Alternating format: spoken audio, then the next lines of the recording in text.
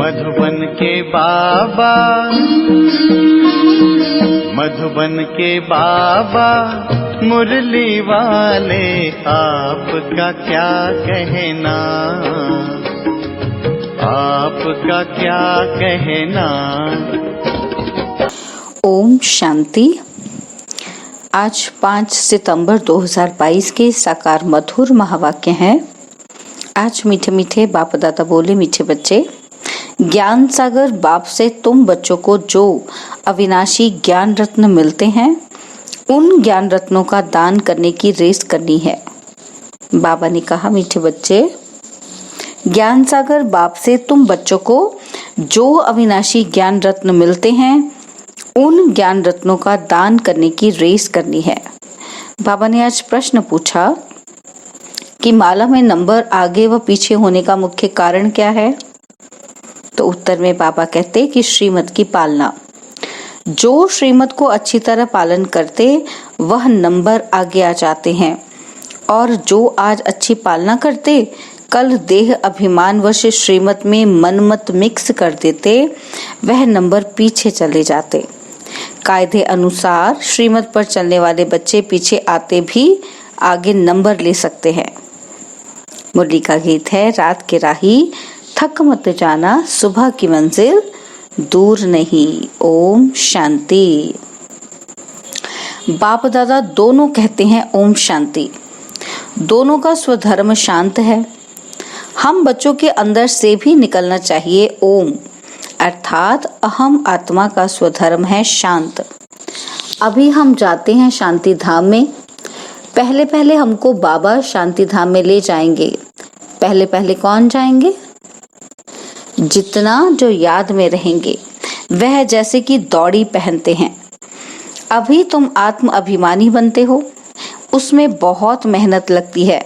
आधा कल्प से तुमको रावण ने देह अभिमानी बनाया है, और अभी बेहद का बाप परमपिता परमात्मा हमको देही अभिमानी बना रहे हैं और अपने घर का रास्ता बता रहे हैं। जो घर का मालिक है वही बता रहे हैं, दूसरा कोई भी मनुष्य रास्ता बता न सके। कायदा ही नहीं है, एक ही बाबा कर बतलाते हैं। उनका नाम है दुख हरता, दुख से लिबरेट करने वाला, जिसकी महिमा भी भक्ति मार्ग में गाते आते हैं।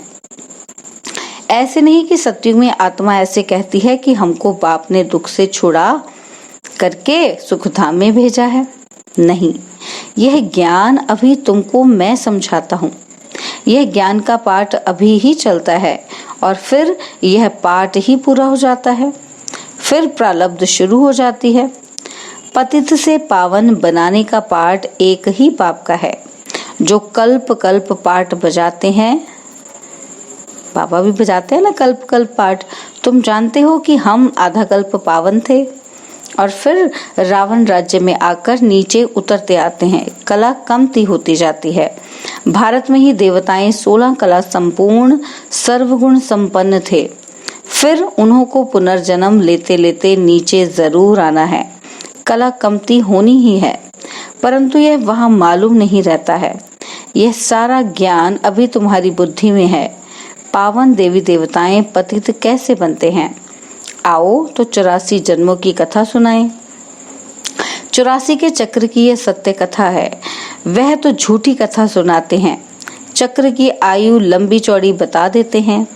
यह 84 के चक्र की कथा सुनने से तुम चक्रवर्ती राजा रानी पद पाते हो। यह गुह्य बातें सन्यासी आदि नहीं जानते। उनका धर्म ही अलग है। पहले माँ बाप पास जन्म लेते हैं, तो फिर मंदिर आदि में जाकर पूजा करते हैं, और फिर जब वैराग्य आता है तो घर बार छोड़ चले जाते हैं। बाप कहते हैं, पूज्य सो पुजारी भी तुम्हारे लिए ही है।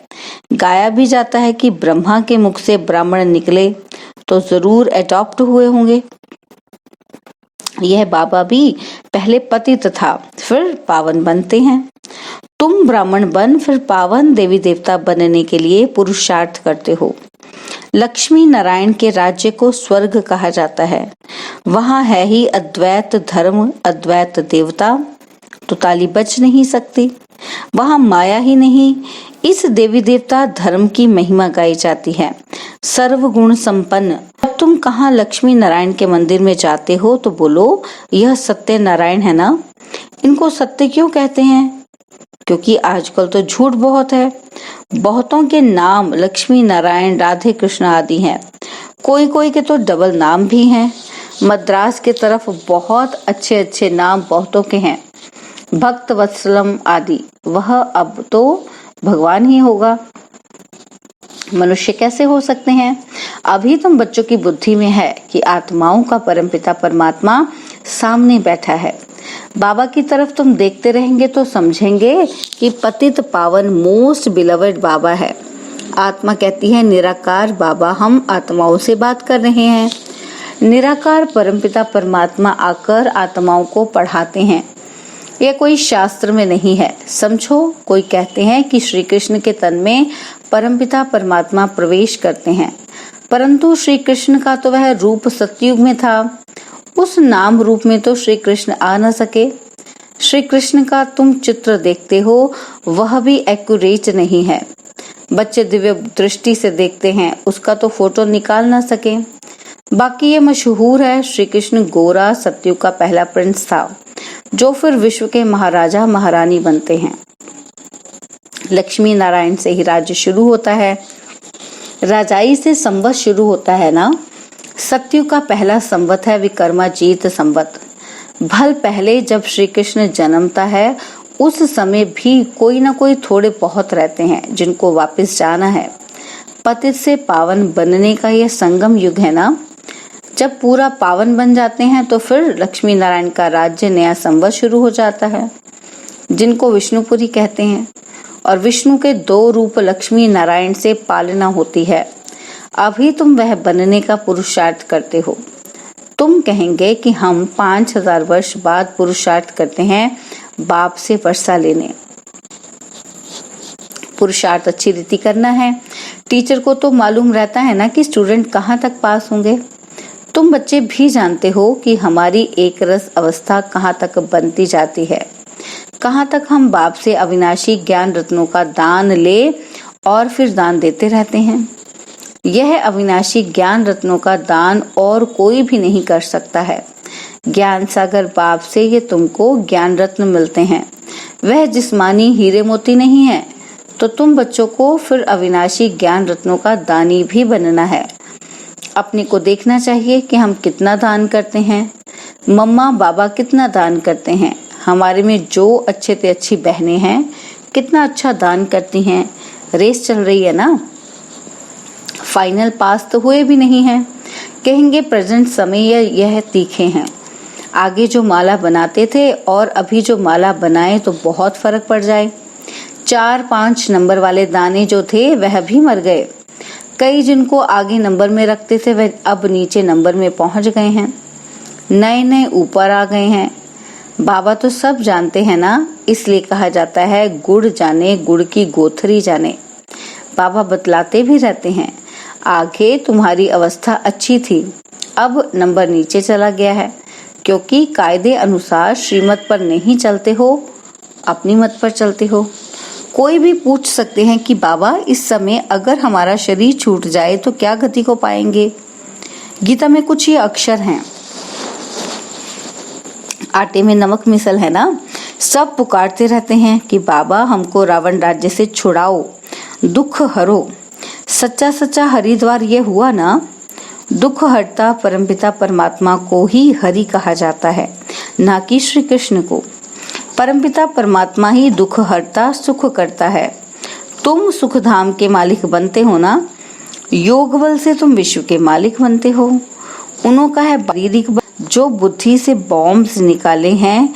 यहाँ सेना आदि की तो कोई बात नहीं। दुनिया में ये किसी को पता ही नहीं कि योग बल से कैसे विश्व की बादशाही मिलती है। बाप ही आकर ये योग सिखलाते हैं। बाप कहते हैं मामेकम याद करो, मैं ज्ञान का सागर हूँ। महिमा गाते हैं ना, ज्ञान का सागर, सुख का सागर, पवित्रता का सागर। ऐसे कभी नहीं कहेंगे योग का सागर। नहीं, योग का सागर कहना रॉन्ग हो जाए। बाप ज्ञान का सागर पतित पावन है, जरूर ज्ञान की ही वर्षा करते होंगे। पहली बात बाप कहते हैं कि मामेकम याद करो और किसी को भी याद करना अज्ञान है। सृष्टि के आदि मध्य अंत का ज्ञान बाप ही सुनाते हैं। योग के लिए शिक्षा भी देते हैं और सब योग के लिए उल्टी शिक्षा देंगे। उनको जिस्मानी योग कहा जाता है, शरीर को ठीक रखने के लिए, और ये है रूहानी योग। यह राजयोग की बात कहाँ भी है नहीं, सिवाय बाप के और कोई राजयोग सिखला न सके। जानते ही नहीं, तुम यह राजयोग सीखते सीखते चले जाएंगे, जाकर राज्य करेंगे। राजयोग के कोई चित्र थोड़े हैं, तुम यह बनाते हो समझाने के लिए। सो भी कोई देखने से तो समझ ना सके, समझाना पड़े। यह ब्रह्मा राजयोग सीख कर जाए नारायण बनते हैं, ये बाजू में चित्र हैं। ये सब बातें धारण करना बुद्धि की बात है। इसमें टीचर क्या करेंगे? टीचर बुद्धि को कुछ कर नहीं सकते। कोई कहते हैं हमारी बुद्धि को खोलो। बाबा क्या करे? तुम याद करते रहो और पूरा पढ़ो तो बुद्धि पूरा खुलेगी। बच्चों को पूरा सिखलाया जाता है। बाबा कहो मम्मा कहो तो जरूर कहेगा, तब तो सीखेगा ना। बिगर कहे सीखेगा कैसे? इसलिए बच्चों का मुख खुलवाया जाता है। मेहनत करनी है, बाप का परिचय देना है। वह है ऊंचे तो ऊंचा भगवान, सबका रचयिता। उनसे सबको स्वर्ग का वर्षा मिलता है और फिर रावण राज्य में वर्षा गवाते गवाते नरक बन जाता है। देवताएं पावन थे, फिर पतित बने और फिर पतित पावन बाप आया है। कहते हैं मुझे याद करो तो विकर्म विनाश होंगे और कोई उपाय है नहीं। योग अग्नि से ही विकारों रूपी खाद निकलेगी। याद करते करते तुम पावन बन गले का हार बन जाएंगे। घड़ी घड़ी बोलने की प्रैक्टिस करो, सिर्फ कहना थोड़ी है। बाबा मुख खुलता नहीं। श्रीमत पर चल जितना याद करेंगे उतना ऊंच पद पाएंगे। श्रीमत पर नहीं चलेंगे तो ताला बंद हो जाएगा, तीर लगेगा नहीं, खुशी का पारा चढ़ेगा नहीं। अपनी मत पर चलेंगे तो बाबा कहेंगे यह तो रावण मत पर है। बहुत देह अभिमानी बच्चे हैं जो मुरली भी नहीं पढ़ते हैं। जो मुरली ही नहीं पढ़ते वे क्या ज्ञान देंगे? अनेक प्रकार की नई नई पॉइंट्स निकलती रहती हैं। देही अभिमानी बनने का पुरुषार्थ करना है, इस पुरानी देह को भी छोड़ देना है। यह तो मरा हुआ चोला है। ऐसे ऐसे अपने से बातें करते रहना है। कोई की सर्विस छिप नहीं सकती। कोई खामी है तो वह भी छिपती नहीं। माया बड़ी शैतान है, अनेक प्रकार के उल्टे काम कराती रहती है। कोई भूल हो जाए तो फौरन बाप से क्षमा मांगनी चाहिए। अंदर बाहर बहुत साफ होना चाहिए। बहुतों में देह अभिमान बहुत रहता है। बाबा ने समझाया है कभी कोई से भी सर्विस नहीं लो, अपने हाथ से भोजन आदि बनाओ। रूहानी जिस्मानी दोनों सर्विस करनी है। बाबा की याद में रह किसी को दृष्टि देंगे तो भी बहुत मदद मिलेगी। बाबा खुद प्रवेश कर सर्विस में बहुत मदद करते हैं। वह समझते हैं हमने किया, अहंकार झट आ जाता है। यह नहीं समझते कि बाबा ने करवाया। बाबा प्रवेश होकर सर्विस करवा सकते हैं, फिर तो और ही डबल फोर्स हो गया। किसी को लिफ्ट मिली, जाकर ऊंच सर्विस करने लग पड़े तो खुश होना चाहिए ना। इसमें ईर्ष्या की क्या बात है? कभी भी परचिंतन नहीं करना चाहिए। यहाँ की बातें वहाँ सुनाएंगे। भल कोई ने कुछ कहा भी, फिर भी दूसरे को सुनाकर नुकसान क्यों करना चाहिए? ऐसे तो बहुत झूठी बातें भी बनाते हैं। फलानी तो ऐसी है, यह है। ऐसी झूठी बातें कभी नहीं सुनना। कोई उल्टी सुल्टी बात बोले तो सुनी अनसुनी कर देना चाहिए। किसी के दिल को खराब नहीं करना चाहिए। अच्छा, मीठे मीठे सिकिलदे बच्चों प्रति माता पिता बाप दादा का याद प्यार और गुड मॉर्निंग। रूहानी बाप की रूहानी बच्चों को नमस्ते। हम रूहानी बच्चों की रूहानी बाप दादाजी को दिलवा जान सिकवा प्रेम से नमस्ते। ओम शांति। प्यारे बाबा, मीठे बाबा, मेरे बाबा, शुक्रिया बाबा, शुक्रिया बाबा, शुक्रिया बाबा। धारणा के लिए मुख्य सार है। पहला पॉइंट है बाप से अंदर बाहर साफ रहना है। कोई भी भूल हो जाए तो फौरन क्षमा मांगना है। रूहानी जिस्मानी दोनों प्रकार की सेवा करनी है। सेकंड पॉइंट है, कभी भी ईर्ष्या के कारण एक दो का पर चिंतन नहीं करना है। कोई किसी के प्रति उल्टी सुल्टी बातें सुनाए तो सुनी अनसुनी कर देना है। वर्णन करके किसी की दिल खराब नहीं करना है। बाबा ने वरदान दिया कि फ्राक दिल बन दुखी अशांत आत्माओं को खुशी का दान देने वाले मास्टर रहमदिल भव। फ्राक दिल बन दुखी अशांत आत्माओं को खुशी का दान देने वाले मास्टर रहमदिल भव। वर्तमान समय लोगों को और सब कुछ मिल सकता है, लेकिन सच्ची खुशी नहीं मिल सकती। इसलिए ऐसे समय पर दुखी अशांत आत्माओं को खुशी की अनुभूति करा दो तो वे दिल से दुआएं देंगी। आप दाता के बच्चे हो तो फ्राक दिली से खुशी का खजाना बांटो। रहम दिल के गुण को इमर्ज करो। कभी भी ये नहीं सोचो कि यह तो सुनने वाले ही नहीं है। भल कोई ऑपोजिशन भी करे तो भी आपको रहम की भावना नहीं छोड़नी है। रहम भावना, शुभ भावना फल अवश्य देती है। स्लोगन है, ज्ञान योग की पालना ही रूहानी पालना है।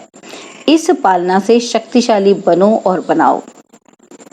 स्लोगन, ज्ञान योग की पालना ही रूहानी पालना है। इस पालना से शक्तिशाली बनो और बनाओ। ओम शांति। और अब यह एक बहुत अच्छी वीडियो भी जरूर देखें।